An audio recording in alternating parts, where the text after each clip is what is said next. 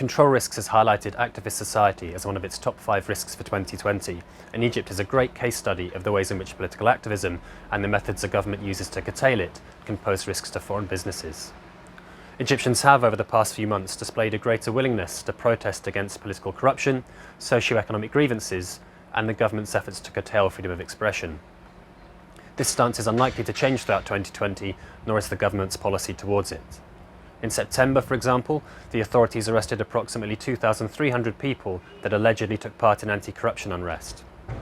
Over the past year, it has also introduced legislation granting oversight of, and in some cases control of, domestic and social media platforms. It has also introduced legislation making it more difficult for NGOs, development organisations and journalists to operate in the country. The direct implications of this and the government's intent to identify and limit public and international criticism are clear.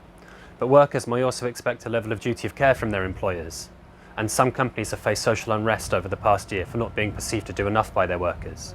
But foreign organisations should also consider the secondary impact of activist society on their operations.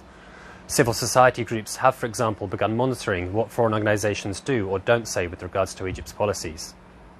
This can cause problems for companies that haven't considered social outreach or community engagement programmes as part of their market entry strategy. Civil society groups aside, domestic militants also consider investment in Egypt as de facto support for the government's policies and may be more inclined over the coming year to target foreign businesses. One group has already begun threatening oil and gas companies in the country, for example. Foreign organisations should therefore understand the role that activist groups play in Egypt, what motivates them, and how they're perceived by the government. By understanding these issues, companies are better able to anticipate and mitigate the potential threats to their company, as well as potential physical threats to their personnel and operations. Companies that are able to navigate these issues are able to operate much better in the country. But by doing the right thing, companies are more able to enjoy a positive reputation in Egypt, particularly if they engage in or work with local communities as part of their operations there.